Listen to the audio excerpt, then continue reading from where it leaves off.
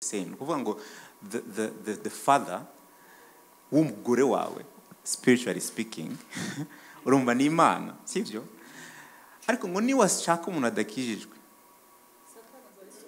Satana azaba ari sobuka ngo numusanga muri sano rero ngo ntuzutangare kuko he is part of the family cyangwa akaza gusura umukobwa akaza gusura umukobwa we niko bimeze don't be shocked twonge tumenye abo turibo nitumenya abo turibo bizadufasha narongoye maze kurya utudobo twinshi sinzi niba iryo jambo abajene bararyumva cyane utudobo twinshi kubera ko nabayeho ari imyaka y'ubuzima bwanjye nabayeho bagita intwari y'umwana ntekereza umurimo w'Imana ntumbaza ibindi hanyuma igihe kigeze nginjiramo noneho nshaka gukacinga up iyo wakererewe uvayo wiruka yewe ndaba approachinga we abo mbwiye namara nko kumubwira nanjye nkabona ko bitazacamo nanjye nkakitera aho kugira ngo akantere nkakitera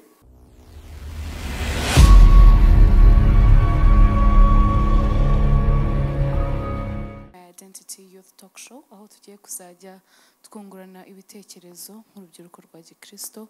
Uyu munsi tugiye kuba tuganira kuri topic ya my identity and twizeye ko muri bugubwe neza. Uyu munsi ndi kumwe na mugenzi wanjye turi bufatanye kuyobora iki kiganiro ariwe Columbus. Turabakiriye turi kumwe n'abandi bashyitsi benshi turi kumwe muri iki kiganiro twungurana ibitekerezo ku bijyanye n'imibereho twese tugira nk'urubyiruko. Ngira ngo nakwakira abashyitsi abatumirwa turi kumwe uyu munsi reka mpere iburyo bwanjye. Banyita Hatungimana Regis ko nk'urubyiruko tuziranye bakunda kunyita Regis Hat. Murakoze cyane nitwa Lambert Bariho. Twagera hirya twaba dufite umupapa. Yego murakoze nanjye nitwa Fabrice Nzeyimana. Turabakiriye. Yego mwese muri kumwe natwe mwabonye abatumirwa dufite ariko we save best for last umushumba wacu apotre wacu mind behind this talk show ariwe umubyeyi wacu mama wacu apotre Alice Mignon. Turakwakiriye ugiye kitubwira nk'urubyiruko. Murakoze tunejejwe no kubana namwe bamwe ni ku mugoroba abandi ni mu gitondo aho mwaba muri hose tunejejwe no kubana namwe mu izina ry'umwami wacu Yesu Kristo. Nanone tunejejwe no kubana namwe abatumirwa bacu turi bashe kubana uyu munsi kandi turizeye tudashidikanya ko turi bugire ibihe byiza hamwe nabo.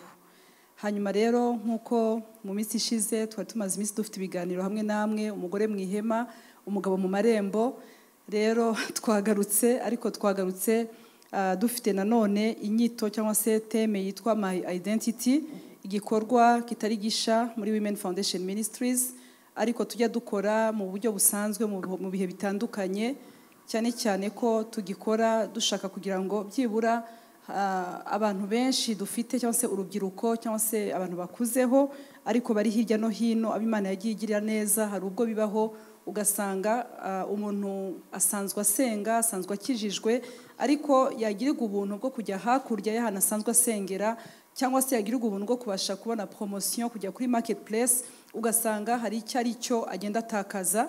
Rero niyo mpamvu twagize iyi teme twita my identity cyangwa se icyo ndicyo gishobora kundanga aho n'abandi hose. Rero niyo mpamvu dufite iyi gahunda yitwa my identity tuzakomeza kuganiramo n'abantu batandukanye tuzagenda tugiramo ibiganiro bitandukanye. Twagiye tugira ibiganiro bivuga ku bantu bashaka kubaka ku bantu bashaka kugira ibyo bageraho ariko dusanga ibyo byose niyo byagenda biza hari icyo ndicyo ngomba kubanza kubaka. Muri ibi bihe rero dutegura iki kiganiro natekereje ku kintu kijyanye no kwishakisha. Hari igihe umuntu atakaza cyangwa se yumva abuze uwo ari we cyangwa se sinzi ukuntu nabivuga icyo ari cyo.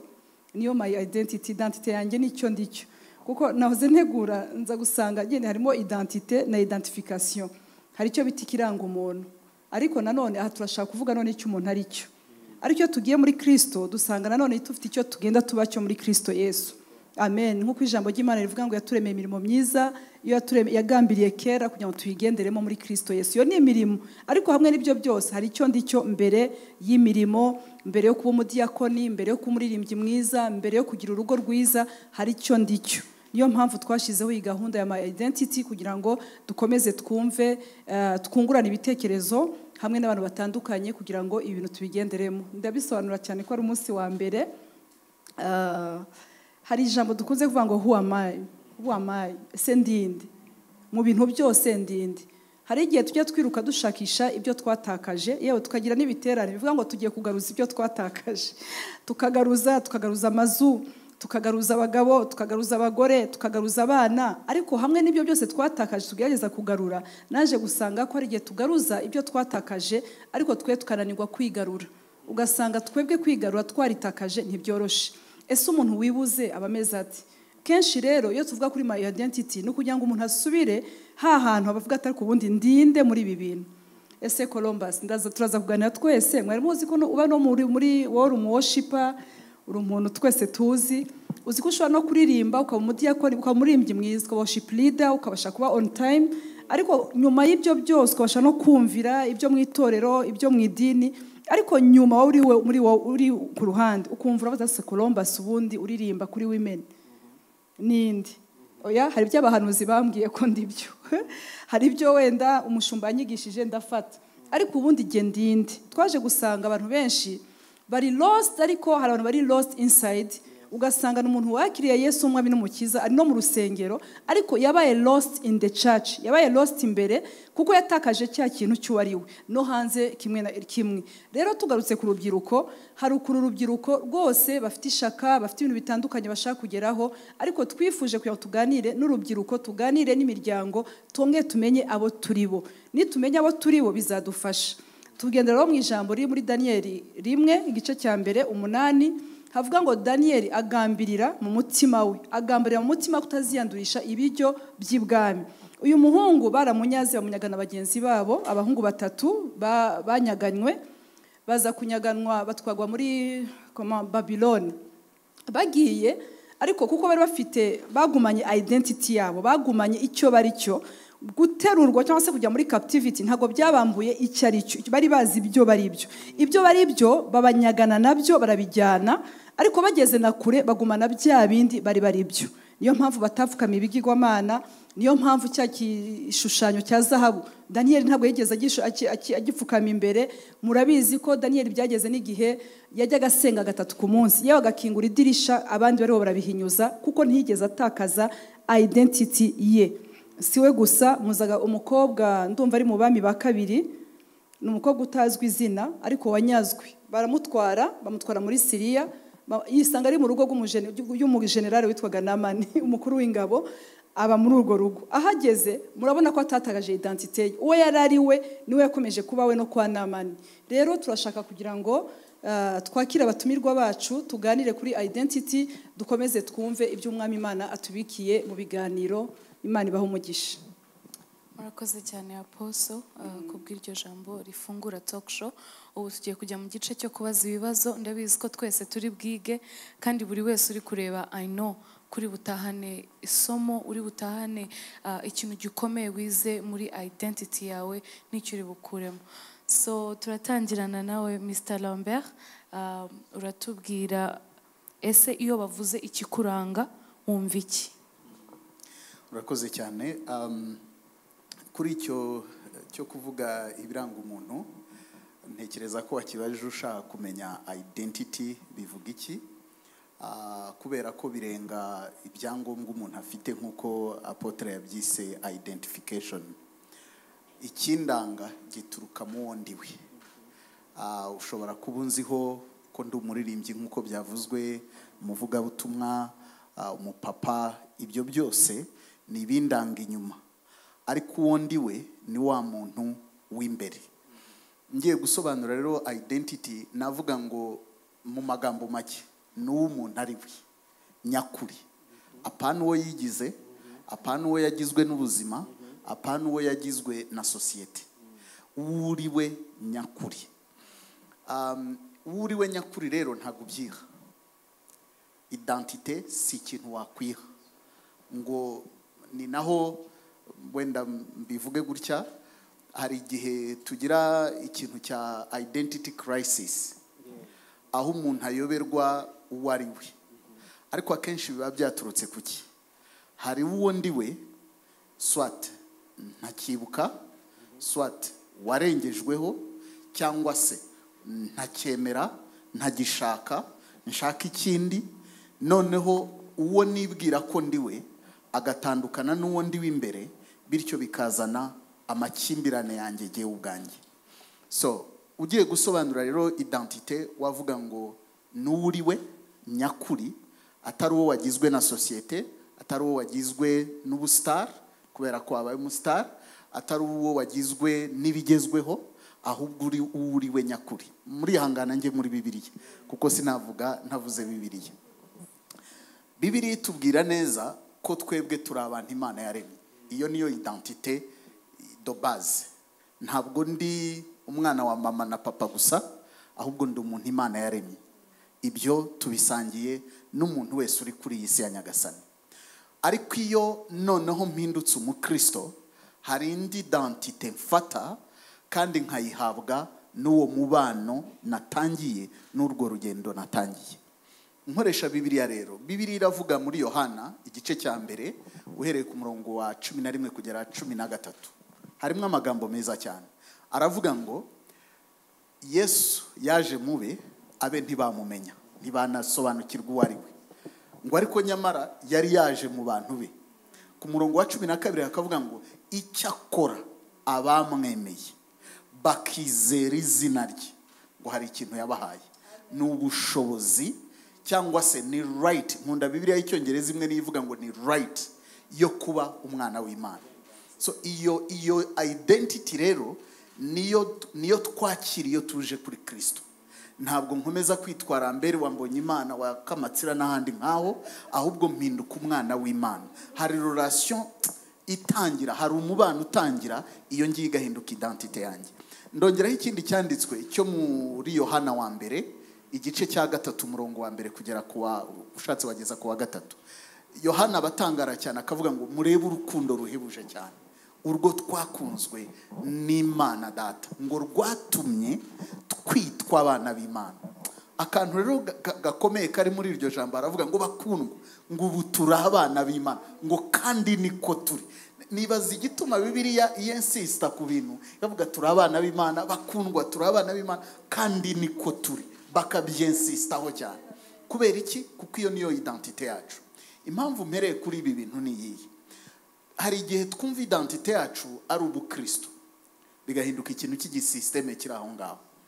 Ariko identite yo kuba umwana w'Imana ituruka muri relationship, mu mubano dufitanye n'Imana. Bityo rero ntabwo ari biterwa nuko twicaranye na apotre, ntabwo biri buterwe nuko nsengera aha, ntabwo biri buterwe nuko nabatijwe, ahubwo biraturuka mu mubano wanjye n'Imana. Niba rero bituruka mu mubano wanjye n'Imana, buri ibindi byose biza gukurikiraho ni secondaire, ariko naho ngaho biri gupfupfunuka. Bya bindi byananiye, bya bindi nashoboye, byose biraturuka muri uwo mubano wanjye n'Imana. Kuko ntago Imana yavuze ngo murebe urukundo Imana ruhebuje Imana yadukunze rwatumye twitwa abakozi b'Imana. Ibyo nibyo dukunda, tukabigira identity, umukozi w'Imana, the man of God, the powerful anointed, n'ibindi byose. Ariko Bibiliya yo igiye kubisubiza, iravuga ngo identite yacu ni ukuba abana b'Imana. Iyo bitekerejeho rero ukibaza kuba umwana w'Imana icyo bivuze, ni ibintu ngira ngo bitugora kwakira, kubera ko mu busanzwe iyo uri umwana w'ahantu hakomeye, ahantu nakuriye habaga abantu babiri batunze imodoka, ku buryo twiga muri primaire bigeze batubaza, murabizi uko kera babazaga ngo uzigira iki, ushaka kuzaba iki. Abo bagabo rero umwe yitwaga Feliciane, undi yitwa Simone. Umwana umwe arareba aravuga atari kurabizi, nintigira ubu Simone nzigira ubu Feliciane. So icyo mbivugiye ni iki? Nuko kuri we identite yo kuba yasa n'umwe muri abo yari muhagije. noneho mwibaze kuba turi abana b'Imana, ntabwo tutari abasimoni, tutari abasimoni, tutari abafelisiyani, tudaturuka, ariko turi abana b'Imana. Iyo identite rero kutayigenderamo no kutayisobanukirwa biri mu bituma ibintu byinshi bipfa mu byo twita n'ubukristo, kuko bigeraho bigatakaza ubuzima, bigahinduka system iri inyuma, bigahinduka ikintu kiri inyuma. Hari amategeko ngomba gukurikiza, hari amabwiriza ngomba gukurikiza, ariko bidaturutse muri relationship. Buri muntu witirirwa izina ry'Uwiteka aramutse yakiriye ya identity, akazi k'abashumba kakoroha, akazi k'abaririmbyi kakoroha. Kubera iki? Kubera ko twese twaba cooperatinga from that identity. N'ama crisis tugenda tugira, yaba mu rusengero yaba hanze yayo, akenshi yavaho kubera ko namenye kuri mwene data, nkamenya ko koko uwo nita papa nawe ari papa wawe. Burya ntacyo twapfa, burya ntabwo nagutera imijugujugu, ariko impamvu nyigutera nuko mbona uri competition. Kandi kuko ubona uri competition ntabwo bituruka muri ya identity yo kuba namenye ko ndi umwana w'Imana. So sinzi rero niba nasubije ikibazo cyawe cyangwa niyongereyeho n'agakeregeshwa kanjye, ariko identity nyumva nk'uwo ndiwe beyond ibindi bintu byose. Ni ikintu kitari icyo nigira, ahubwo nagizwe swate n'uwandemye. Ari naho twaje mu ijambo ry'Imana, dusanga twese turi abantu b'Imana, ariko twabamenye Kristo tugahinduka abana b'Imana. Noneho tugatangirana ibyo dukora byose, ibindi bituruka inyuma, bya bindi bigaragara inyuma, byose bihera kuri iyo relationship dufitanye n'Imana, kandi niyo identity dufite nk'abana bayo. Amen. Mukiri naho ngaho hari ikintu mva nababaza. Yego, nta kibazo. Ni gute iyo true identity umuntu ashobora kuyibona ntagire doubt? Urumva ko ariyo iri original. Ni gute umuntu ashobora kuyibona first of all akavuga ati niyo ya nyayo, n'undi wese donc turi mu isi, n'Imana yaravuze ati, na Yesu yaravuze ati ntubakure mu isi ahubwo yibarindiremo. Ni gute iyo identity rero nko muri iki kiganiro nibyo turi no kuvugamo ishobora kugaragara mu bihe bya none, bitari bya bindi bya ba Paulo, cyangwa turavuga nk'igihe cy'ubukristo bwa none? Duhe iyo image uburyo ishobora kuba yagira umumaro mu bukristo bwa none. Imwe mu ngorane dufite ni uko ubukristo bwacu butari biblically based, buri church based. Ubukristo ndibwo buterwa naho nsengera.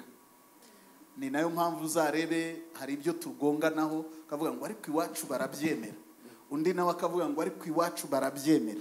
Kubera iki? Ntabwo ari Bibiliya ibyemera, ahubwo naho nsengera. So kugira ngo rero ubwo bukristo bushoboke, bisaba ko bubanza dusubira ku bukristo buri biblically based cyangwa se buri biblically defined. Bivuga iki? No gusubira ku ijambo ry'Imana, tukabaza ijambo ry'Imana, ariko ubundi urivuga iki? Kanguye nk'urugero, uwo murongo nasomye wo muri Yohana harimo ibintu bivugwamo, ukicara ukabireba ukavuga uti ibi birashoboka cyangwa ni cya gipindi. Umurongo wa 13 wa Yohana wa mbere w'igitabo cya Yohana, ubutumwa bwiza bwa Yohana, aravuga ngo abo ngabo ntago babyawe n'ubushake bw'umuntu, abo ngabo bahindutse abana b'Imana. Ntabwo ari mama na papa babishatse, ntabwo ari umushumba wabishatse, ntabwo ari nabo ubwabo babiharaniye cyane, ngo ariko ni Imana y'ubwabo yababyaye. So ntabwo, reka mbivuge gutya, kera mu Kinyarwanda baravuga ngo se w'umwana amenywa na nyina. Bivuga ngo twese turicara tukavuga ngo uyu ni data, rimwe na rimwe ukabona Musa, ukabona nibi Musa, ugatangira kubyitiranya ko ukavuga turabyemeye, kandi biba bihereye ku byo umuntu yakubwiye. Kuki iby'Imana ivuga byo kubyakira bitugora? Kubera iki? Niba Imana yaravuze ngo narakubyaye kuva wemeye umwana wanjye, yahindutse mukuru wawe, uyu munsi nawe uri umwana. So uri umwana wanjye, ndakwemera. Kuki nemera ko mbonye Imana ari we data, ariko sinumve ko iby'Imana ivuga yuko ari data bikangora? Niho rero bidusaba gusubira ku cyo Bibiliya ivuga. Ndongera ngaruke kuri ndi jambo riri mu Baroma igice cya 8 uhereye ku murongo wa 14 ukageza 17. Haravuga ngo abayoborwa n'umwuka nibo bana b'Imana. Hakavuga ikindi gikomeye ngo kuko tutahawe umwuka nk'ububata udusubiza mu bwoba, ahubwo twahawe umwuka uduhindura kuba abana, umwuka wa adoption. ngo uwo mwuka niwe udutakisha ngo aba data. Kandi hakavuga ngo umwuka w'Imana ngo ahamanya n'umwuka wacu yuko turi abana b'Imana. Confirmation. Hanyuma igikurikiraho kindi gituruka muri ya identity nuko avuga ngo bakundwa, ngo ntabwo twabaye abana gusa, ngo ubwo turi abana turi n'abaragwa, ariko batari abaragwa basanzwe, baraganwa na Kristo. Bivuga ngo mu bwiza Kristo azaragwa, yaruhiye ku musaraba, jewe ntaruhiye, ibyo mbifitemo shares, kandi biturutse ku gikorwa yakoze ku musaraba. Icyo nshaka kuvuga hangana iki, warubajije ngo how can we be assured ibyo ngibyo. Cyambere nari nkubwiye no gusubira kuri Bibiliya, ariko icya kabiri ni witness y'umwuka wera. Umwuka wera ataguhamirije, niyo nagupakira ibyanditswe igihumbi ukabifata mu mutwe ukagenda ubisubiramo uvuga ngo uri umwana w'Imana, ntabwo bizafata. Ariko iyo umwuka wera wemereye umwuka wera kukubwira ngo mpamiriza yuko ndi umwana w'Imana, iyi assurance ntabwo ikurwaho na circumstances, ntabwo ikurwaho nuko nariye nuko ntariye, kubera ko hari umwuka w'Imana ubu bitwemeza. Byagira impact gute mu buzima bwacu bwa buri munsi? Byahindura ibintu byinshi. Byahindura uko dusenga, byahindura uko tubana n'abandi, byahindura uko tuba mu mirimo y'Imana, kuko rimwe na rimwe dukorera Imana ku jisho, kubera ko ntajya yapotera araza kumerera nabi, nkajya gukorera Imana. Ariko buryo uhinga mukwe ntasiga, uzi ngo ndi gukorera papa, birakorohera cyane. Ikindi nagarukaho kuri icyo cyo gukorera Imana no kureba kuri Kristo mukuru wacu, munyemerere mwite mukuru wacu, nubwo akiri umwami ariko ni mukuru wacu. Yakoze ate? Yaravugaga, hari amagambo yavuze ahora ankanga ngo ntacyo akora atakibonanye papa. Bivuga iki? Buriya ntidukwiye kwihutira gukora imirimo y'Imana gusa tutabanje kubaza papa, iki kirakubaha, kirakubahisha, iki nicyo ushaka. Ariko hari igihe twishora mu mirimo y'Imana tutari kumwe na papa, bigapfa. Kubera iki? Kubera ko twabikoze kwa kawaida, twebwe ubwacu tutari kumwe n'Imana, tutari kumwe na papa ngo tube turi gukora ibiri ku mutima. Icyo nshaka kuvuga muri ibi rero, byahindura ibintu byinshi. Tugaruke ku ijambo ry'Imana, twemerera umwuka wera aduhe iyi assurance, aduhe iyi assurance yo kumenya ahamanye n'imitima yacu, ahamanye n'umwuka wacu yuko turi abana b'Imana. Hanyuma naguciye mu ijambo mu rwandiko rwa 2 rwa Timoteyo 1:14 ndibaza, niho havuga ngo garder le bon dépôt, murinde ikibisanyo kiza mwahawe mukirindisha umwuka wera. Nkuko ari kuvuga ibyo byose, le Saint Esprit dukeneye umwuka wera kugira ngo abiturindire. Murakoze cyane. Hari ikibazo numva nshaka kubaza umuvandimwe wanjye Regis, nk'urubyiruko rw'umukristo, n'ibiki bigomba kuranga bikagutandukanya n'abandi? Ni gute, ni iyihe identite umukristo afite igutandukanya n'abandi? Okay, Yesu ashimwe cyane. Amen. Ndumva iki kibazo kiragoye, ariko ntago kigoye cyane kuko mwene data Ramberi arangije kubivuga. Akenshi iyo bariho baravuga identity y'umuntu, twihutira kureba inyuma, ariko nkuko barangije kubitubwira, iyo Imana iri iradusubiza muri identite nyayo, ntago idiringa n'ibiri inyuma, idiringa n'ibiri imbere, kuko identite nyayo ni wowe w'imbere, ntago uri uw'inyuma. So akenshi reka nifashishe ijambo ry'Imana imbere yuko wenda ngenda mu bajene, kuko ndumva ashaka gukora cyane kuri kote y'abajene turi mu runganwe rumwe. Hari igihe tuvuga ibyanditswe byinshi cyane, ariko ugasanga nk'umuntu utari mu byanditswe araba lost ukuntu, kubera ko aravuga ngo ni bya bintu by'abarokore. So abajene benshi ugarusanga bafite ikibazo cyo kujoininga cyangwa cyo kumva bafite umutima wo kujya muri ibyo bintu, kuko bafite ishusho babibonanye itariyo. So ijambo ry'Imana ndashaka kuvuga ku kintu cya identity. Yari yaravuga kuri identity, numva nibutse kimwe mu byanditswe bigenga abanobo muri Noble Family Church, kiri muri Petero wa mbere 2:9, aravuga ngo ariko mwebweho muri ubwoko bwatoranijwe, we are chosen. So numbwira ngo ikinandukanya n'undi mujene, ndashobora kukubwira ati ngewe nabaye chosen, hari ahantu nakuwe. Ijambo ry'Imana rivuga ngo muri abatambyi b'ubwami, ishyanga ryera, n'abantu Imana yaronse yaratwironkeye, ikindi kugira ngo mwamamaze ishimwe y'abahamagaye ikabageza mu mucyo wayo w'itangaza. Ariko mwibuke hatangira avuga ngo ariko mwebweho muri ubwoko bwatoranijwe. Ni kuvuga ngo kera ntitwari ubwoko, turi abantu yashize apart, yakuye mu bantu ishyira. Nicyo ndavuga ngo indani umujene w'umukristo agomba kugaragara nk'umuntu wavanywe ahantu, wabaye chosen. So ibyo rero ntibigaragara inyuma. Turakunda kubyica nk'abarokore, ugasanga twabaye nka systeme turavuga y'itorero, twabaye forme yashizweho na systeme y'isi na systeme y'itorero. Ugasanga undi mujene hanze yari yarandeba ntiyifuza Imana yanjye, kuko ibyo ndiko ndamwereka ntibiri real, ntago biri based ku ijambo ry'Imana nk'uko wavuze.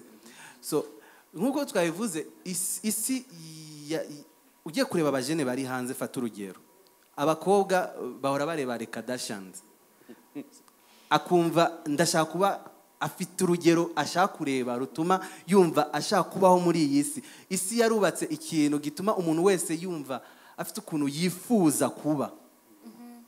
Niyo mpamvu usanga kenshi turi lost, identity yacu yaravangiwe, kuko ibitunezeza. Nkunda ukuntu Fabrice aririmba, ndumva umengo kugira ngo fitinge muri iyi si no muri systeme yayo ngomba kuba nka Fabrice. Umuhamagaro wanjye maybe nturi muri reka nitize Heavenly Melodies, ariko ndumva Heavenly Melodies kubera ko ahantu imeze n'ukuntu igeze n'ahantu igeze, ndumva kugira ngo mboneke no kugira ngo mbeho ngomba kuba muri Heavenly Melodies. Ariko hari ikintu Imana yashize muri ngewe kandi kiri original. Urumva iki kintu? So Imana irikira nongera ndaza mu Baroma. Ese ukifuza nko kuba muri Hillsong kandi umuhamagaro uri ibyumba cyane. Turi lost kuko isi ifite ibintu yatweretse, ifite standard yatweretse, ifite ibintu. Hari ukuntu numva muri ngewe aho kugira ngo nshake umwanya wo gushaka Regis Imana yaremye, ni refera kuri Lambert. Bati nimba nka Lambert nzemegwa, nimba nka Columbus nzemegwa, kuko Columbus aremewe. So ugasanga abantu nko mu itorero abajene barashaririwe kubera ko Termake ariko araba mu kirenge cy'undi muntu. Ni nko kukwambika, sinzi abantu bigeze kwambara urukweto, mama akakuzanira urukweto ukabona ni gwiza, ariko urazi ko narusubizayo maybe urugukwiye ruri bumuhende ahita bivamo, ugahita ushaka kwensista kuruguma ugwambaye, kandi ino rimwe niryo rero yakujya ukumva ko iryono uzarigenderaho. Ukagera ku rwego rwaho urukweto rwarakwishino, mama wakazabibona akabona usigaye ucumbagira, bati wabaye iki? Ni urukweto rwandiye, kubera ko utambwiye ko rukujya ngo yagwatangiye rumeze neza. Ariko umutima urahamanyana nawe yuko the motive yatumye wambara urwo rukweto nuko wavugaga narusubizayo bakamuhenda ari bivemo aba bamusubiza amafaranga. So nuko usanga muri iyi sitiro turabaho.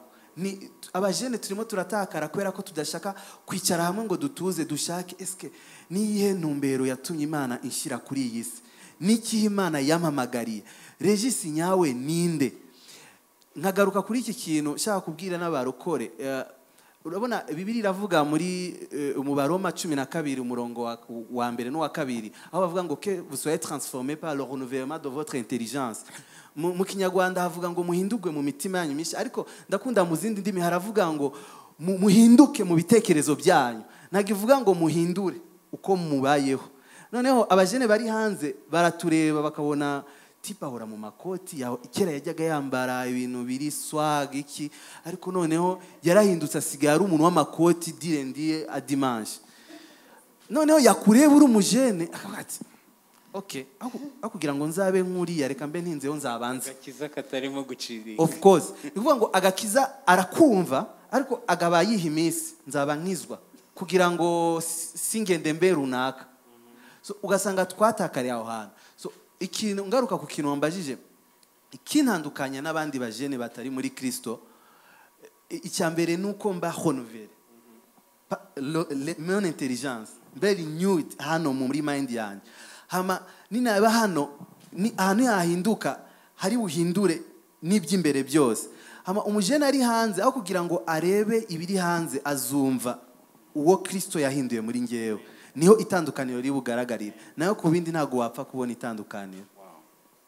Hari umuntu yigeze kuvuga ngo abantu bavuga ngo duhindukira ibyaremwe bishya kuri abavuga ko habaho bibiri bigereranya nka metamorphose arangije aravuga ngo kuki iyo dukijwe tutaba abazungu niba dushaka kuba abakristo nyine hari transformation igaragara inyuma ariko neza na Kristo yarabize ngo tuzabamenyera ku mbuto zabo iyo niyo nitaka ariyo metamorphose. Hari ubuzima tuba tubayemo tutarakizwa n'imyumvire n'imigenzereze ariko iyo twakiriye Kristo tugira iyo character nshyashya. Urakoze cyane Regis, reka mpijambo ryanjye mugenzi wanjye. Wow, ndumva ngende kuba challenge cyane. I hope ko n'abandi bose n'urubyiruko ruri kutureba abadukurikiye bari bose muri kwiga byinshi.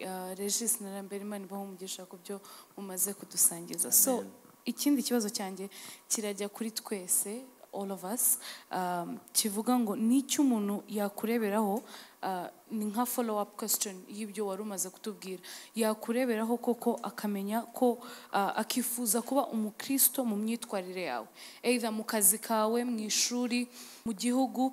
I think we tutarumva Fabrice, twatangirana nawe ukatubwira ese iyo identity tuvuga ituma n'umuntu kureba yifuza to be Christian, guhindurwa bushya turi kuvuga, guhinduka mushya agakurikira Kristo. Ese imyitwarire yacu icontributinga bingana iki mu kazi, mu ishuri, kuko turarebwa, abantu baba batureba, muri sector zose. Wagira icyo tubwira nawe? Ubwa mbere mu nkundire nshimire kwanza ubwa mbere Apostle kuba wateguye iki gikorwa nk'iki ciza. Hari abantu benshi bakiraba, nanje maze iminsi ndakiraba mu rugo. Nabonye n'abantu i Burundi wacu bakiraba cyane. Ku bwabo muraza kunkundira mvuge mu Kirundi kugira ngo tugume muri identity, sivyo? Imbere ko nishura ikibazo Tracy abajije, mu nkundire ngaruke gato ku kantu numva Lambert yavuze ko na Regis kuri ikintu cha identity. Kuri jewe numva identity ni ikintu kizana ibintu bibiri. Mwatanze definition nziza ariko nongere ko utuntu tubiri tubwirizwa guherekeza umuntu azi identity yiwe. Hagomba kuba hariho responsibility. Mu Kirundi novuga ni nk'ivyo usabwa. Ugomba kuba ufise assignment izana na identity. Ndabaha akarero. Umuntu yakoze aya mazi, icupa rimwe kashiramo amazi, nikimara kuva muri industry, hari assignment rifise, hari responsibility rifise, nukuba amazi meza nyene tukayanya. Ijambo ry'Imana riratubwira muri mu itanguriro Genesis 2:26 ngo nuko rero reka tureme umuntu ase natwe.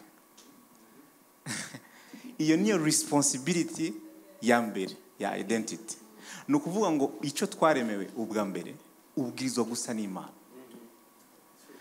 Nukuvuga ngo umuntu yaremye Apple, nabonye Apostle agafite keza akoka iPad, umuntu yakaremye uriya mugabo Steve Jobs yagakoze, icambere yashaka nuko gasa nivyo yari yaramaze kwiyumvira, ntikabe Android. Urumva? Kuba umunyarwanda, kuba umurundi, ikintu cambere bigusaba ubwirizwa kugira. Numvise Apostle ariko arigisha mu minsi heze ikintu ciza cyane, abwira waruka urubyiruko kugira responsibility yo kumenya uri we. Ni ikintu gikomeye cyane kuko iyo uzi uri we umenya ivyo ukora. Urumva? Iyo utazi uri we, hari umuntu yigeze kuvuga ngo iyo utazi aho ugiye aho ugeze hose ubona ko washitse. Urumva? Niyo utazi uri we, icyo ukora cyose wibwira ko ari cyiza, sivyo? Iyi micro Columbus ashaka kuyihindura drumstick akayikobitisha ingoma, itazi icyo ari cyo, icyo yokora cyose yo kwibaza ngo nico. Rero nashaka kongera ko kantu uvuga ngo identity ikintu cya mbere kuzanira ni responsibility, kumenya icyo uremewe naho ugiye. Buri iyo baguhaye ID card hariho responsibility zizanana navyo. Ntitube tuzitunze gusa mu manuza ngo tumwe twumva ngo ndi umunyarwanda oya, hariho responsibility. Mbega urazizi kwitwa umukristo rero, kuba ufise identity y'umukristo hariho responsibility. iya mbere niyo gusa n'Imana. iya kabiri nishura kibazo yambaje ngo ni ibihe bintu abantu bo kurebera ko bakipfuza kumenya Imana. Turabizi ngo ivyamwa vyamwe mu yera, fruits of the spirit nibi. Iyo bavuze ivyamwa vyamwe mu yera, je nkunda kuvuga ivyamwa imbuto z'umwuka wera. Urabona hari abantu bavuga ngo uyu muntu arakundana, uyu nawe ntakundana, uyu nawe arafise umunezero ariko nta munezero afise. Numva umenga uri umukristo ntibishoboka. Umukristo adakundana yo ari umukristo Android. Ariko munkundire ndababwira, muri telefone zacu dufise ama application menshi ari installemo, ariko si yose dukoresha. Hari igihe Instagram ishobora kumara ukwezi utayikoresheje nubwo bigora abajene. Hari igihe kumbure, reka mvuge, Bible ni usanga kenshi badafungura muri phone, ariko irimo urukundo, umunezero biturimo. Na hacu ho kumenya ko ari responsibility yacu no kugenda muri ya kamere ya identity yanje y'umukristo, nkakuramo urukundo nkagwa-active nkarukoresha, nkakuramo joy nkaya-active nkayikoresha. Ariko Yesu yarabiduhaye muri Kristo ngo nuko Abikorino 2:5-17 ngo nuko ngo iyo umuntu ari muri Kristo ngo abaye icaremwe gisha, bya kera byose babishize, byose bibaye bishasha. Ariko arabaza ko daca abazungu, oya, ni igihinduka ni mpemu yacu, spirit yahindutse nshasha, ariko umubiri uracari wa wundi. Ubwenge ndacibuka ko nitwa Fabrice, ariko ubwenge mu Baroma 12 ni hahandi yavuze ngo turabuhindura rwose biciye mu ijambo ry'Imana bukaba transforma, ntusubire kwiyumvira nkuko hora wiyumvira mbere, umubiri ukawuhindura kuba esclave ya esprit. Urumva ivyo vyose rero kwibuka, nimba muza kwibagira ibindi byose mu byo navuze, wibuke kwinjira muri wewe uactive ama application yose Yesu Kristo yaguhaye igihe ukizwa. Amen. Rero icyo bo kwigira ko ni kwa kundi sa n'Imana, niyo responsibility ya mbere. Cya kabiri, muri naravye muri bijya wavuze mu miryango, wavuze mu gihugu, wavuze mu nkundire mvuge mu gihugu. Nimba jewe navutse nkavukira i Burundi, nukubera hari ikintu Imana yashaka ko jewe nkora mu Burundi. Uravyumva? Urabona Imana ubu turahora dusenga ngo ivyo ushaka bibe kwisi nkuko biba mu ijuru, kugira ngo ivyo u Rwanda rushaka bibe muri Somalia canke muri Aziya bashirayo mu ambassadeur. Uravyumva? Uwo mu ambassadeur bakamutereka muri ico gihugu, akama buri munsi agerageza kumenya inyungu z'u Rwanda muri ico gihugu. Akama agenda kuraba abatwara ico gihugu akabaganiriza ku nyungu z'u Rwanda. Hagira umunyarwanda amerewe nabi, ambassadeur ni wa mbere wo kwitura. Nawe nk'umurundi nk'umunyarwanda, ahantu Imana iba yaragushize hariho ivyo Imana ishaka ko biba mwisi nkuko biba mu ijuru, ariko bizoca kuri ambassadeur. Aho rero na haco kwiyumvira nk'ugwaruka rubyiruko, none tweko turi mu Rwanda ni giki kimwe gahunda y'ijuru ibwirizwa kuba hano iciye muri twebwe. Abantu rero bakuravye bakakubona nk'umukristo, kenshi abakristo iyo umuntu akijijwe acavuga ngo ndiko ndi mu rugendo ruja mu ijuru. Urumva? Ariko ukibagira ko hariho ama responsibility ufise hano kwisi aha turi. Niyo mpamvu hano turi ibi turiko turakora nukubera hariho umuntu yahagurutse akemera umuhamagaro w'Imana. Rero natwe nk'abajene dufise ikintu cyitwa inguvu, imbaraga. Mu myaka yacu hariho responsibility dufise. Onyemerera ngagaruka kuri kijya kintu wavuze ko je carankozeho cyane. ndazi ko hari abantu bashobora kubivuga ukundi bakamva umenga ni ibintu bya politiki abantu baba bavuze, ariko si ibintu bya politiki. Ni ukuvuga ngo igihugu ntigishobora kononekara umukristo ahari. Ntidushobora kuvuga corruption umukristo ahari. Ntidushobora kuvuga ngo igihugu kirapfuye hari abantu bazi Imana. Ikintu cya mbere ubwiriza kumenya nk'umuntu uzi Imana ni ukumenya ngo nimba njyewe nzi Imana, ni njyewe nzi n'ibyo Imana ishaka. Ibyo Imana ishaka ni ibihe?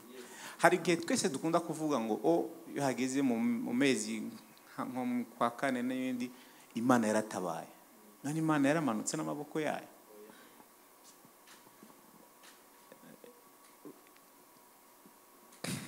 Hari igihe usanga twebwe tuvuga gusa ngo dusenge. None nimba ushukura sengera ngo corruption ihagarare mu gihugu, ibe zero, ni giki wewe uri gukora? Mbega nturi muri ba bandi iyo hageze mu ishure gukora uri muri ba bandi batrisha? Mbega ntiwo buri muri ba bandi bashobora guha ruswa umuntu? Mbega nturi muri ba jeune? Uri umukristo ubwirizwa kuba icete gisomeka, niko Bibiliya yacu y'Ikirundi bivuga, ukaba ntangarugero. Mwavuze Daniel aho yagiye hose, ndibuka hariho ahantu bavuga ngo bashatse kumwagiriza ibintu, ariko ngo bararondera ikintu bari bumwagiriza, barabura na kimwe uretse ibyo ku Mana yiwe. Reka tuba abo bajene rero umuntu ashobora kurabiraho. Uwo mujene ashobora gufata responsibility. Uwo mujene udafasha responsibility ntituzofata abasaza b'imyaka 70. Oya, ibikorwa nk'ibi bibwirizwa kuba ufise wowe iyerekwa ryo kubikora. Abantu benshi twese twadmira abajene baba bafise aba role models, abantu bakoze ibikorwa bikomeye. Uzohora wibaza ngo bari bafise imyaka ingahe? Icyo kibazo uzohora ukibaza. Je ndakibutse birandengera, kuko abantu bakoze ibintu bikomeye bari bafise imyaka. Dawidi yari afise imyaka ingahe? Bariya ziriya ntumwa za Yesu, abantu basesangura ibintu bya Bibiliya baravuga ngo benshi muri bo bari bafite imyaka 15, 16, 17. Bariya abantu Yesu yahamagara, akibahamagara. Rero thank you very much. Urakoze cyane. Ikintu challenge nze cyane ni activation, gukangura ibiri muri twe dufite already, ariko ntitumenye ko that wisdom tuyifite, ya joy, wa munezero, ahubwo ugasanga dufungurira depression, tugafungurira bya bindi bitubabaza, ugasanga niho turi kuguma aho kugira ngo activating bya bindi bihari already tutabizi. Wow, that's so deep. Nashaka kubaza Lambert, urubatse, ufite urugo, kandi benshi mu rubyiruko ego hari bamwe sinzi impamvu twishyizemo ko iyo umuntu amaze gushaka abarangije kuba urubyiruko biba birangiriye aho ngaho. Kandi yes, kandi ntabwo ari ibyo, so twifuje kubaza ikibazo ko tuzi ko twigira kuri nkamwe mwagezeyo, mwabonye uko bimeze, mwari mwaciye muri fiançailles, muri copinage, byose, duhe n'ubuhamya, kuko hashobora kuba hari uwo buri bufashe, ushobora gufasha Regis, Columbus, buri wese uri hano ushobora kumufasha, ukatubwira nk'umukristo w'urubyiruko uri mu rukundo, uri muri copinage, fiançailles, uwo ari we wese, ni ikihe kintu kimuranga gishobora gutuma n'abamureba bamenya ko ari umukristo? Urakoze cyane. Ndabisubiza wenda mpereye ku byo Fabrice yavugaga. Buriya igituma wactivatinga Apple ikaba activated, ikemera kuba activated ama application arimo, nuko idafite housing ya Apple imbere ari Android cyangwa se ari indi program.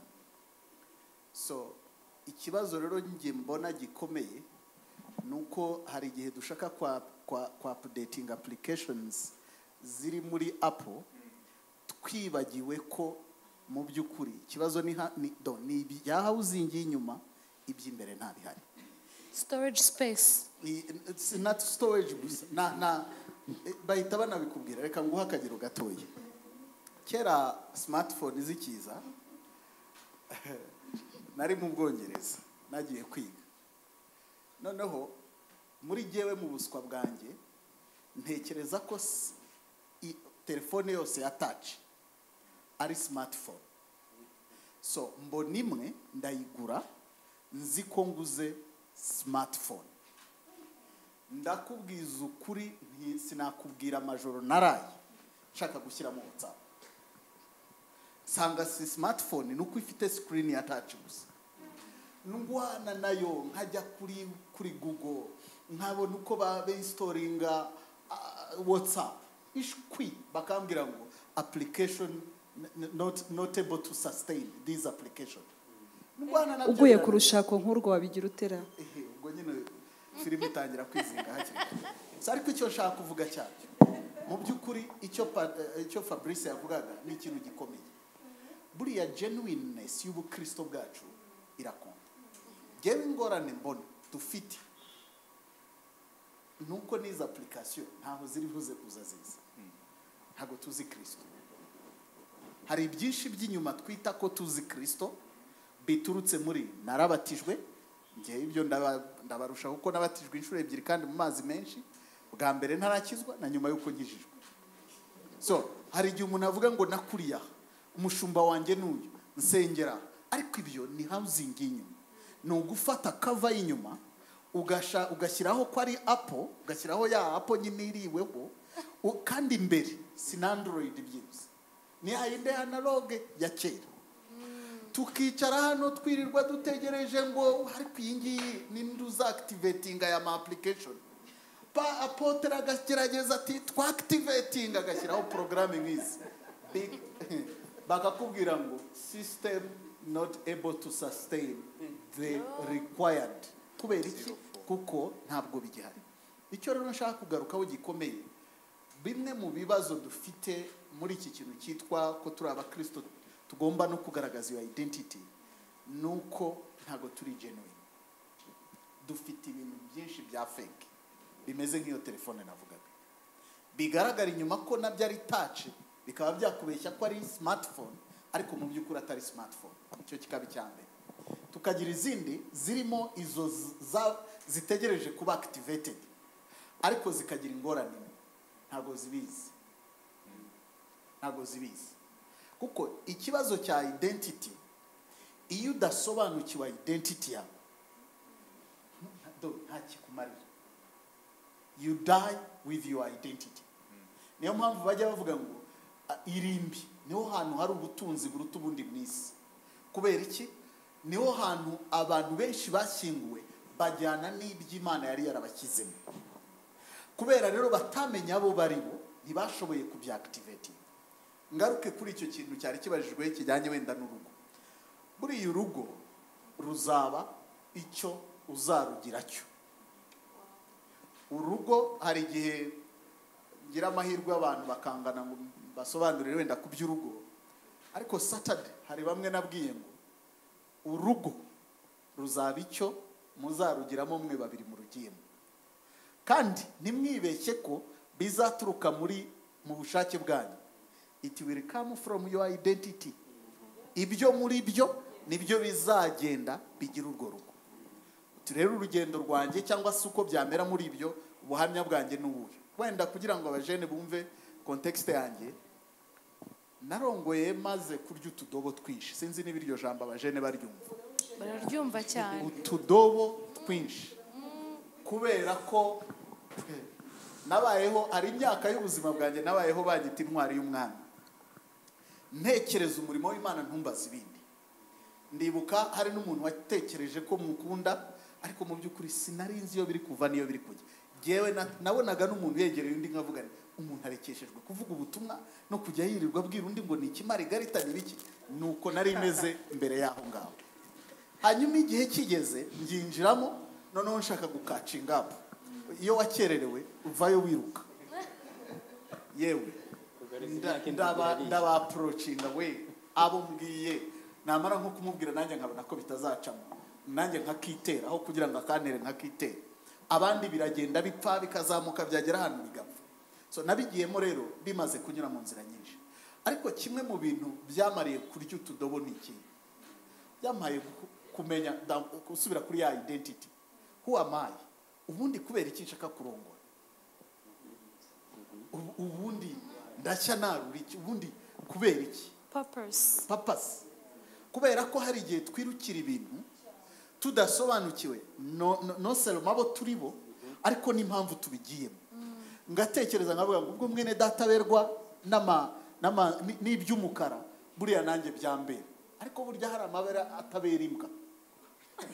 Umuntu yigeze abindi buking umunsi umwe arambwira ngo hari amabara atabera imbwa, kandi bingumamo kubera ko nako wenda hari uwo kafashe. Reka nako nkavuga, nize muri kaminuza ndi umurokore, nyobora ishuri bazi ko ndi umurokore, ku buryo bajyaga bankorera amafuti, nabwira ariko kuki mundushya, kavuga ngo rega wowe Yesu yarakudufashije, ntacyo wabikoraho, nyine wowe turakuzi uri aho ngaho. Noneho umunsi umwe nanjye nshaka gusa n'abandi, mbona abanyeshuri bicaye, nanjye ntangira nyine kuzana ibintu byo gufitinga, ntangira ngo kubafata kamera. Ubu ngubu bikoze abantu baseka kubera ko icyo gihe nta kamera zabagaho.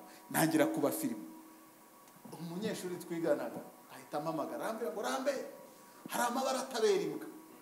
Bita avuga ngo urakoze nayo nshatse gukora nanjye kiri butume nemerwa, mumenye ko ndi umujama, none mbise nsanga ko hari amabara atabera imbwa, ndatuza nsubira ku byanjye.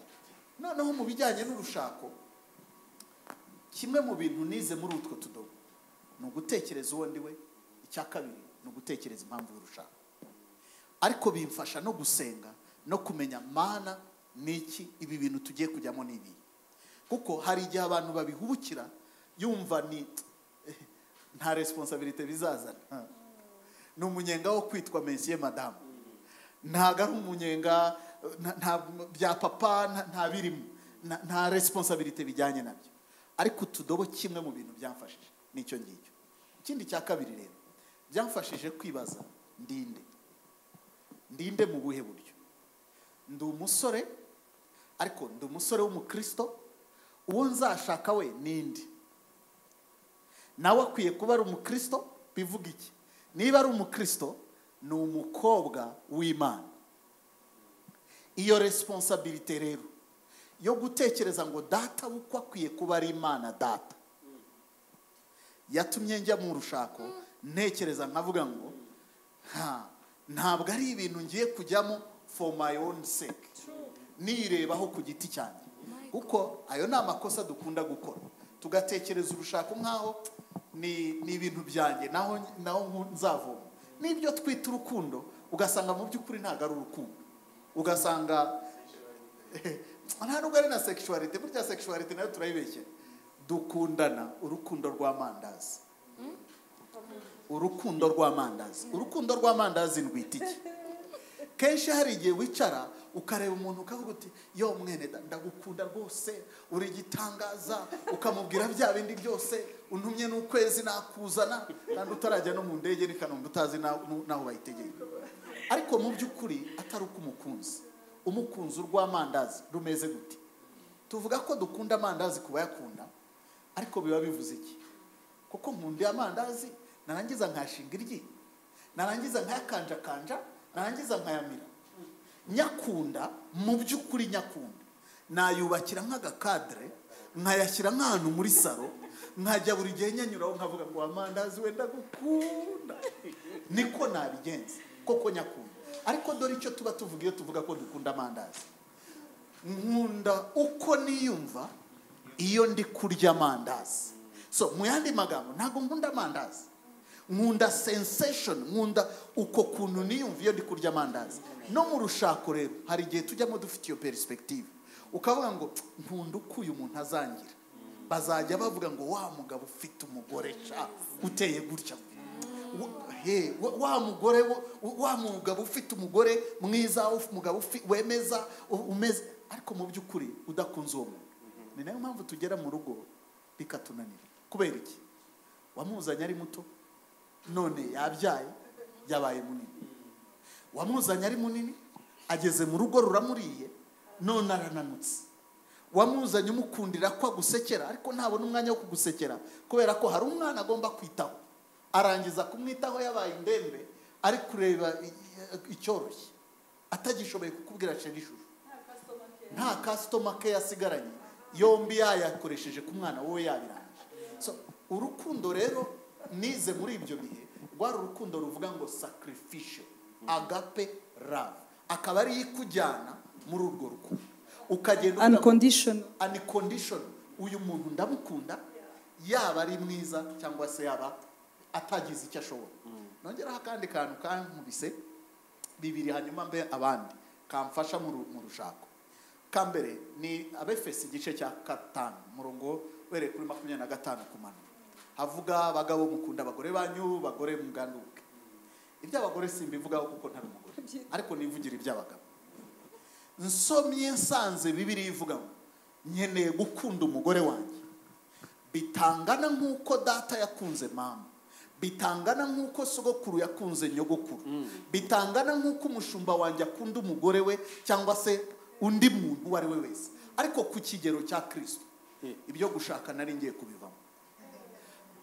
Hari igihe tujya mu rushako ubifata nk'ibintu byoroshye, ariko Imana yazamuye umupira standard iravuga ngo umva abagabo, ntabwo nshaka ko mukunda abagore bisanzwe, mujye mundebera. Nabakunze mubimerita, nabakunze ari uko muri beza, tukiri mu byaha nibwo Imana yadukunze. Ndebye iyo standard rero nasanze bigiye kungora no gushaka nari ngiye kubivamo. Icyaje kuvamo ni kimwe rero, nuko kugira ngo nongere kubigumamo nuko Imana yaje kunyigisha ibanga. Iravuga ngo Rambe, ibi bintu ntago wabishobora, ariko kimwe cyo nabigushoboza. Isengesho rero ryanjye ni rimwe, niyo byananiye no kubwira Imana ngo ibuka ko uyu mukobwa ari uwawe, uyu mugore wanjye ni umukobwa wawe, none ndagusabye umukundire muri iki. Amen. Kubera ko yewe sinabona urwo mukunda na bya bindi twisaka wenda bakiri bajene murabizi nyine tuba tuvuga ngo rwose nzagukunda nzagukuya ku ndaje ngere ku cyo data uko yambajije. Ariko hari igihe kigera kumva ntabihari pe. Hari igihe kigera wareba ikintu akoze ukavuga uti umuntu nk'uyu mukunda gute, umuntu nk'uyu tubana gute. Wareba weaknesses zizi ukavuga umuntu nk'uyu namwemeye gute. Ariko ubwo no kuba wirengagije za nawe arebye mu ruhande rwe abavuga ati nk'uyu namumwemeye ndeba he. Jewe iyo ndebye izanjye hari ikibazo nkunda kubaza madamu kugeza umunsi yanyashye, avuga ubu wanyemeye ute, ubu ni wihemukiye kwemera umuntu nkanje, kuko nanjye ari jye ujya kwirambagiza sinakwirambagiza kubera amafuti nizi, ariko kuba yaranyemeye ni bwa buntu bw'Imana. So icyo nshaka kuvuga muri ibi ni ibihere, ni ukuvuga ngo nibyo twita urukundo mu by'ukuri hari igihe usanga atari byo, ari ukwikunda mu by'ukuri tugize. Ndangirize ku cya databukwerera. Ngiye kurongora umugore mfite, databukwe yansohokanye ahantu aranyicaza ambaza ikibazo na n'uyu munsi kikinkurikirana. Arambaza umukundira iki, urabizi nyine ibisubizo dutanga ni mwiza, kunda Imana, yubaha Imana. Ngira ngo yarumvise ko ndi gusubiza nyine bya bintu bisanzwe. Arangije ambaza ikibazo mu Cyongereza arambwira ngo can you take a bullet for her? Ushobora kwemera kumupfira? Agane ndo murokore sindi bubeshye. Abisubiza koko mbihuki. Habanza haza silence muri restaurant. Ndaceceka mbanza kubitekerezaho. Ngeze ahantu nemeranyije n'umutima ko byashoboka. Ndamubwira ngo ntago nari narabitekereje gutyo, ariko ndabyiyemeje namupfira. Uyu munsi rero biracyankurikirana mu buhe buryo. Hari igihe ngera mu rugo nawe turakorana mu murimo nkora, twese turananiwe, twiriwe twigisha, twashize kakandi k'ubunyarwanda kakazi. Mugeze mu rugo umugore ni uhita ajya gushyashyana, ajya gukora ibingibi. Cyangwa se waruryamye ushaka ko gukorera iki, kandi urabizi nawe arananiwe kuri ya level nawe ikomeye cyane. None iyo ngaramye gutyo rero nyine ntegereje ko abikora, hari igihe mpita nsubira hahandi nkavuga ngo ariko ibi niba binaniye guhaguruka ngo nje gukora biri, ahubwo aba ari jye ubimukora, ubisasu ryo haryo unarifata. Ngahita mpaguruka nkajya kubikora. Ntabwo ari ukwishyira heza, ariko kimwe mu bintu maze kubona navuga ngo umuntu yanyigiraho, icya mbere ni uguhindura perspective dufite ku rukundo, tukamenya ngo uyu muntu mukunda urwo kumwitangira. Kandi iyo umwitangira, wenda ndabwira abajene bamwe batarabamariye, ntabwo umara igihe uri ku rutonde rw'ibyo ushaka mu uwo muzabana. Buri kimwe washyize kuri urwo rutonde jya ureba niba ugifite, kubera ko tumara igihe kinini turi mu kuvuga ngo uwo nzarongora azagomba kuba yuzuye, ari umurokore mwiza. Wowe uri umurokore mwiza, agomba kuba afite ibi n'ibi, akunda abantu. Wowe ukunda abantu, kuki ubisaba undi wowe utabyisabye? Niho rero mbabwira ngo tuba dukunda abantu, ariko tukabakunda rwa rundi rwa mandazi. Wowe ukurikiye rero, icyo ngusaba ni kimwe, banza wibaze ngo urukundo ni iki, wibaze ngo ese uwo muntu wamupfira. Wibuke ko standard ziri hejuru ku bijyanye n'urugo, ntabwo ari nk'uko umushumba bikora, ntabwo ari nk'uko data bikora, ahubwo ni kuri standard za Kristo.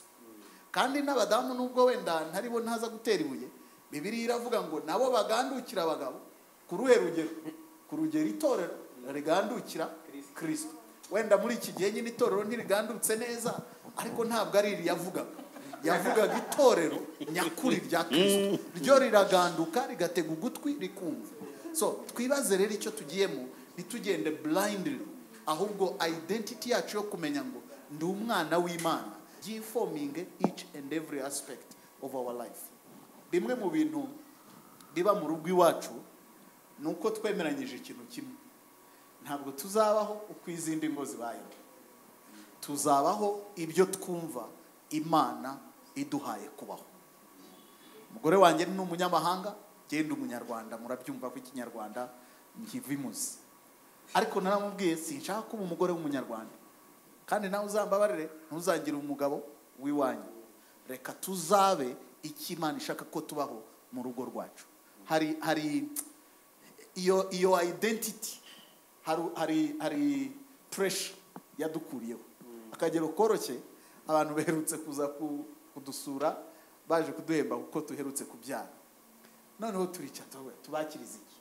Murabizi iyo bagiye guhemba mugomba guteka, mugashaka n'umutetsi, mugashaka iki? Uzi ibintu twabahaye, ibintu byoroshye. Twabokereje ikijumba, tubatekera ikigori, twotsa ikindi kigori, tubashakira ikivuguto. Bya bintu tuvuga ngo ibi nibyo twumva turi bubakirize, tukabakira bitatuvunnye ku ruhande rwacu, ariko nanone tukaba tuzi ngo ntago bari baje muri restaurant. Iyo bashaka kujya kurya ibindi bari kujya Marriott, bari kujya ahandi, ariko reka tubahe ibintu natwe biduhaye kumva twisanzuye. Hari pressure itivaho iyo wakiriye identity yawe, akaba ari ijya imbere kurusha pressure iturutse hanze no mu rugo. Mukabaho ubuzima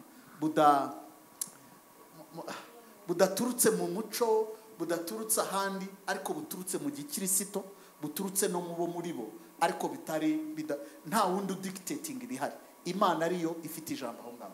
Mvuze byinshi, ariko nicyo navugaho, ngo ikigeragezo cy'abavuga butumwa ni mikrofone imwe mwayimana. Mumbabarire no ku binavuze, hari akantu nungutse cyane cyane ko yabwiraga abajene, maybe hari umuntu uri bukumve tukemeranyeho. Iyo umujene arimo arareba ibintu ashaka mu muntu bazubakana, uburyo ubivuze nkuyemo ikintu kimwe, niba ari byo uraza kubimbwira. Sanze urutonde rw'ibintu dushyiraho dushaka mu wundi muntu ni vide y'ibintu tudafite muri twebwe. Niba hari umuntu urimo kutwumva afite ibintu yashyizeho, ndi bumusabe agenda asubiremo arebe yuko atari ibintu abuze muri we, ashaka ko undi muntu aza gukombra. Kuko niba ushaka umuntu ugira urukundo usabana, maybe urashaka ko burugwa iwawe abantu nibagusura urukundo udafite bazarubone muri uwo mugore cyangwa bazarubone muri uwo mugabo. So nibaza yuko tugomba gutinda cyane kuri twebwe aho gutinda cyane kundi muntu dushaka kwaza mu buzima bwacu. Wabivuze neza, nkongerereho akantu kamwe. Buriya bituruka no kuri perspective turebera mu rugo. Abenshi turubona nka kontra aho kurubona nka covenant, nk'igihango. Iyo ugiye gusinya amasezerano y'akazi ugenda ureba uruhande rwawe. bazampemba ngahe, bazampa konji ingana iki, ni izihe indamunite nzabona, ni jyewe wireba. Ariko ni gakeya ubwira umukoresha ngo harya wowe unshakamo iki, nzaguha ibi, oya uba wireba gusa. Nangahe muzamemba, ubwo muzamemba yasinemeye, ariko ntabwo ugenda uvuga ngo oya mutanampembye ngiye icyo nshaka nuku kubabera umugisha. Mu gihango rero siko bimeze. Mu gihango uravuga ngo nubwo ntacyo ufite, nge mpisemo gushyira ubuzima bwanjye hasi ngapfa kugira ngo wowe ubashe kubaho, kubera ko ngukunda. Ibyo ni by'Imana yadukoreye, ni nabyo Kristo yadukoreye. Iyo rero dutekereza urugo nka kontra, tureba nyine muri ubwo buryo wari ubivuze, kuko ibyo nkeneye azanyungura iki, azagira gute, ukamuzana kubera umushahara afite, mwagera mu rugo akazi bamuhagarika ukavuga uti si nayo nazanye, sohokera ahangaha ugende, kubera ko wagiye ufite perspective ya kontra. Ariko dukeneye guhindura tukabibona nk'igihango. Igihango umuntu akijyamo areba kuri sacrifice, niki ngiye kuzana mu uyu muntu. Njya gutangira ibyo byo gushaka, nari nkimeze nka ntwari y'umwami. Hanyuma Imana itangira kunchallenging, irambwira ngo sengera urugo rwawe. Ndatokesha mu izina rya Yesu. 2 3 ndemera, ndavuga ngo ngiye gusenga. Ariko ndibaza ndasengera iki kuri ibi bintu by'urugo. Ariko ikintu kimwe, ibintu bitatu Imana yampaye gusengera. Naye yisabye ngo ingira umugabo ishaka. Avuga ngo uwo mugore ahwari nawe umugira umugore ushaka. Cya gatatu uzaduhuze kuko jye sinamenya aho nzamukura nuko bizagenda. Hagati aho nyine nagiye kumwishakashakira kugeza igihe binaniye utudobo ndaturya twinshi kuko nari ndi kwishakashakira, ariko Imana yo yari izi aho nzahurira nawe. None se nakubaza ikintu kimwe Lambert, kugira ngo nse nk'ugiye ku yindi side ku byo mwavuze na Regis. Hari ikintu wavuze cyiza uvuga kuri standard, uvuga ko urugo rwawe ruri kuri standard of Christ. Ndumva ariko bimeze. No kuvuga ngo ukunda umugore wawe ni kuri standard ya Kristo. Ariko ni Kristo muri wowe. Nanone iyo umaze kumenya identite yawe, nta kuntu uzamura ibiciro. Kuko hari undi we wenda nirebaga nk'inzige, hari minyoni wiyizi, ariko maze kumenya uwo ndi we, ariyo ya identite, maze kumenya uwo ndi we. Aha sindi kuvuga kwibwira uwo ndi we ntari we, maze kubimenya ko Kristo ankunda. Birenze uko Regis andeba, birenze uko societe indeba, wenda akaba ari nk'umukobwa wenda wari indaya, ariko akakira Yesu umwami n'umukiza kandi agakizwa neza. Ejo wenda Imana ikamuha umutware w'umubishop cyangwa se ikamuha umugabo uri mu Mana neza. Ariko kubera yapase ishaka kugira ngo ikomeze, ndo ndavugira n'abandi batwumva, ishaka kugumya kumutsikamira. Ariko nyuma yamara kumva afite amaze kumenya wari muri Kristo Yesu, ashobora kuba yazamura standard. Birashoboka cyane, mu buryo bwiza no mu buryo bubi. Birashoboka mu by'ukuri nta nubwo ari no kuzizamura muri Kristo, ahubwo no kuzishyiraho zigomba kuba ziri.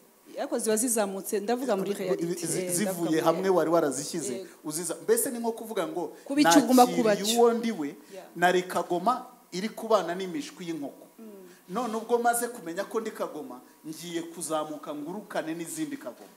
Ibyo ngibyo navuga ngo rwose bikwiye kubaho. Nta kintu nashira kuri liste umuntu akambwira ati urifuje rwose.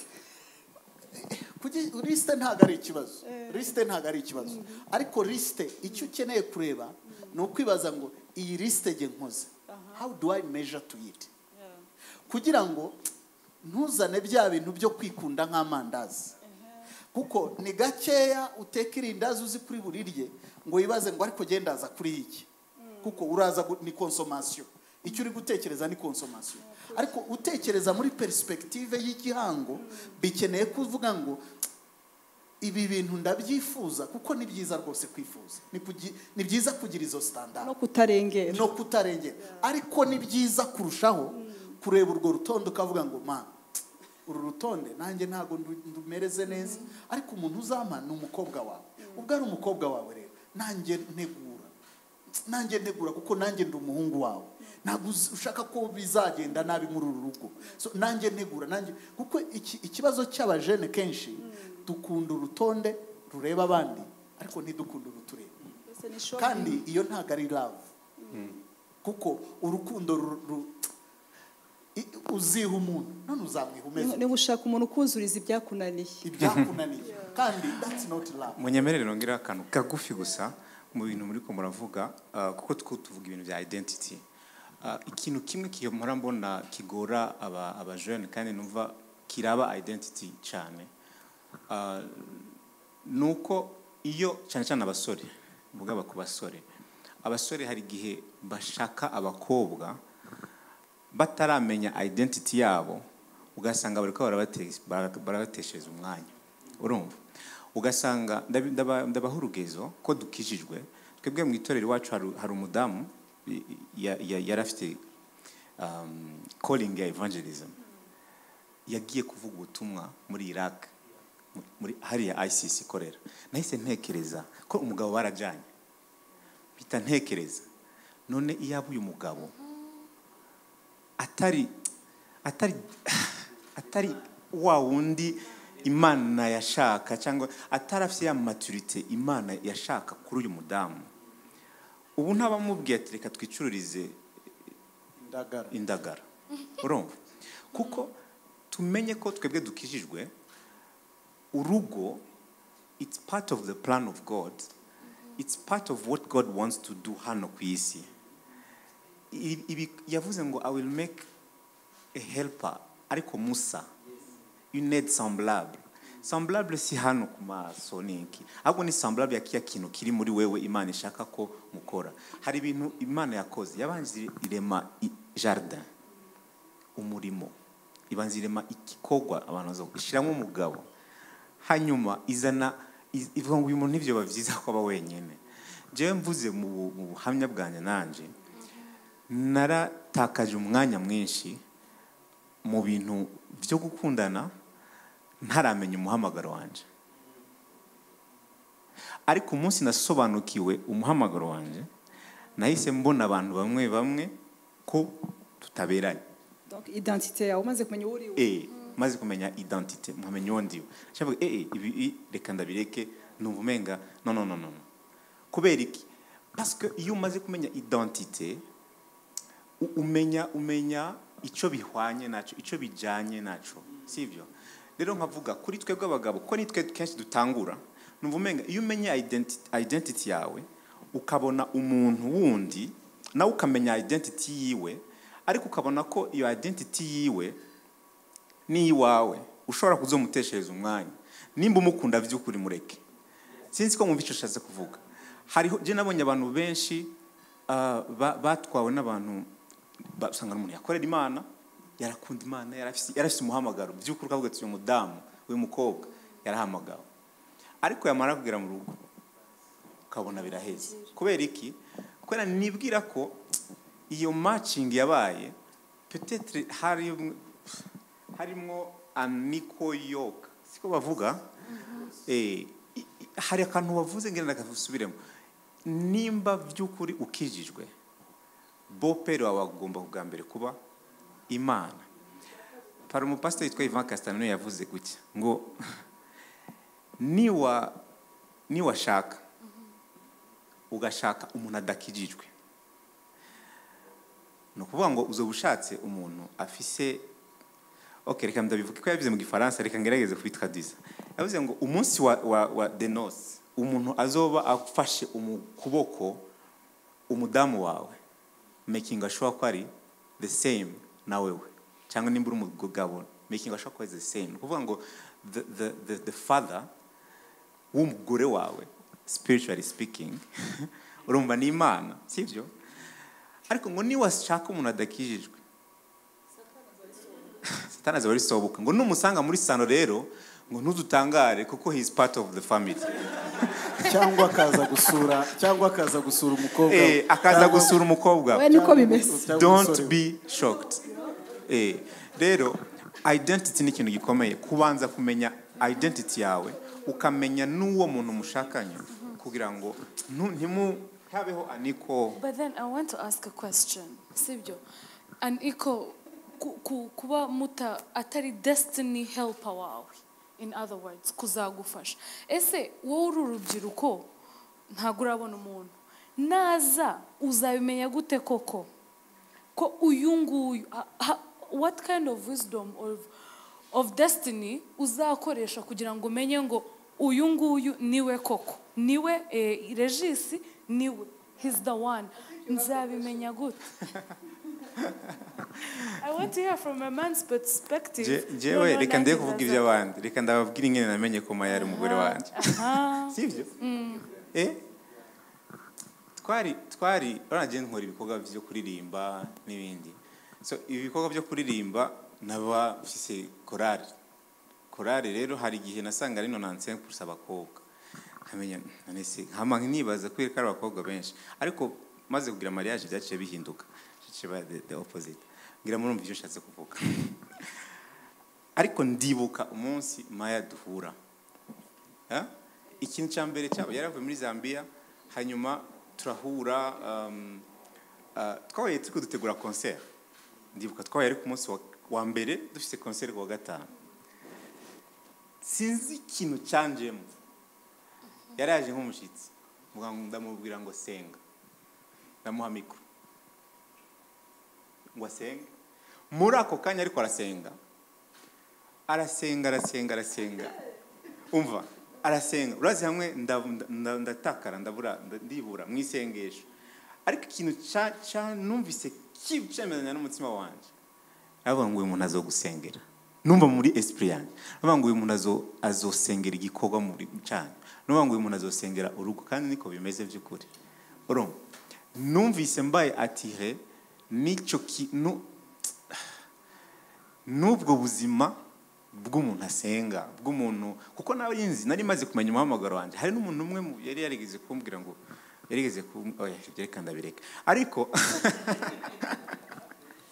ariko hariho umuntu yigeze kumbwira ikintu akikimbwira numva ati uyu muntu ntabwo twobana kuko yaravuze ikintu kiri against my calling against my identity ndavuga none umuntu nitugera hari imbere ntitwaba usanga twabipfuye urumva so rero numva umenga kuvuga ngo destiny helper it's not selfish so kuvuga ngo ndiko ndashaka ko uyu muntu ambera umuboyi cyangwa umuyaya wo muri calling ahubwo no kuvuga ngo wowe ibintu nka Tracy Imana yashize muri wewe kuko you have to be accountable urumva nubifata ukabitereka mu maboko y'umuntu kuko mu bumwe you become one iyo rero mubaye one no kuvuga ngo amazi na coca iyo bibaye one ukabivanga ntubu kibonye amazi ntubu kibonye na coca ahubwo ubonye amazi ya coca sivyo kana go bitandukanye you can't get back the soda and the water ako kantu karakomeye izo identity kuko ari n'ibintu abantu bakunda kuvuga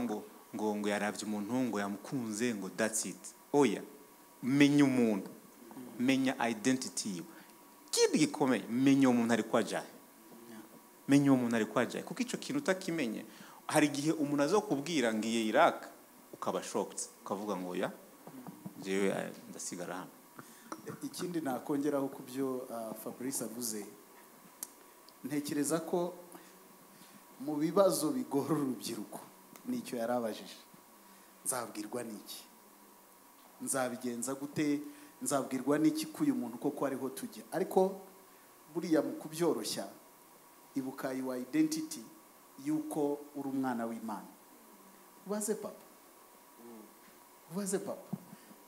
ese ibintu ujyamo byose by'ubimenya gute ko ari byo ugomba kubamo so hari igihe rero iki cy'urugo tugikomeza cyangwa tukacyoroshya ariko mu by'ukuri it's all about our identity n'urugendo tugendanye mwibuke icyo navuze ntangira ngo identity yacu ituruka mu mubano dufitanye n'Imana so nimba afitanye umubano n'Imana izambwira ntabwo ndirasoma muri Bibiliya ko Adamu yamaze igihe kinini avuga ngo ariko ubu kunteye ikinya ngo buriya ninza kukivamo ndabwirwa n'icyo umugore uko bimeze uzi ko Bibiliya itanavuga ngo yavuye mu kinya hanyuma Imana iza gukora introduction ntabwo yaramurebye gusa amukubise amaso umutomo urapfupfunuka atangira kuvuga karako mu marange n'ibindi byose so icyo yavugaga rero ni ikintu gikomeye we need to know who we are we need to know where we are going nsoreze kuri aka kantu umubyeyi wanjye wo mu mwuka yambwiye kera avuze ngo niba uri gusara muri Kristo ukaba ushaka ko umujyana ntuzarebe inyuma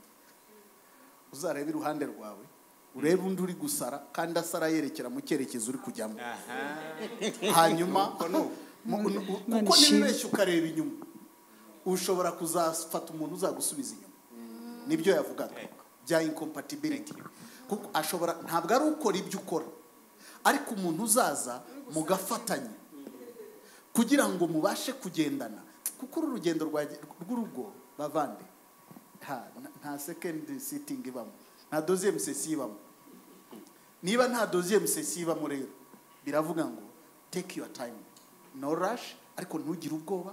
If your father loves you, Yesu yigeze avuga ikintu gikomeye, avuga ngo muri abantu babi, ngo ariko ngo abana banyu babasaba ibintu mukabiba. Kuki jewe muntekereza ko ndi mubi ku buryo nimusaba data atazayo? Murakoze cyane. Murakoze, ndumva twagize ikiganiro kiryoshye. Turakomeje, hari ibindi biganiro bizakurikira, biraza gufata igihe tukora bino biganiro. Mukomeze mudukurikire kuri no channel. Twagira ngo dukomeza, kugira ngo mbere yo gusoza iki kiganiro turagira ngo twakire umushumba wacu atubwire ijambo rya nyuma, atubwire ibindi bijyanye n'ibi bintu twumvise ibintu bikomeye cyane, ariko ndibaza neza ko umubyeyi wacu ari n'ikindi yakongeraho kidasanzwe kuri ibi bintu twumvise. Kubera impamvu twagize ibihe byiza, ndibaza ko n'ibi bintu twagiye twumva, yewe uzajya ubyumva ubikurikire mu bice tugize umugisha, kuko ibintu twumvise dushobora no kubishyira mu mantuza atandukanye bikazagenda bidufasha. Rero kubigira ndumva ari byiza, kandi n'ibyo abantu bahoze banse bavuga ati ariko biriya bintu mubica tukibikene, mubica tukibishaka, ariko noneho twagize umwanya uhagije, ndumva twumvise ibintu byiza cyane. Reka nzakomeza ibindi kwa gatanu utaha, ariko uyu munsi tube tugejeje ahangaha. Nagira ngo mbashimire, Imana ibahe umugisha, dukomeze kubana muri My Identity, kandi ni ukuri dukomeze no gusenga hamwe kugira ngo urubyiruko cyangwa se imiryango itandukanye cyangwa se abantu batandukanye bakomeze bamenye abo bari bo muri Kristo. Gusa icyo nakubwira wowe uri uradukurikira, wenda ari nubwo bwa mbere, umenye ko ugomba kumenya ko Imana igukunda. Kumenya ko Imana igukunda, ukamenya ko Kristo yagukunze, ukabimenya neza, bitandukanye n'ibyo abana b'abantu bakubwira. Kuba gukunda gusa nabyo numva ari byatuma ubasha guhagarara udakangwa n'ibiri inyuma bitandukanye, kuko ufite ijwi riva imbere rikubwira ko Kristo agukunda. Imana ibahe umugisha kandi ikomeze kubagira neza mu izina rya Yesu, amen.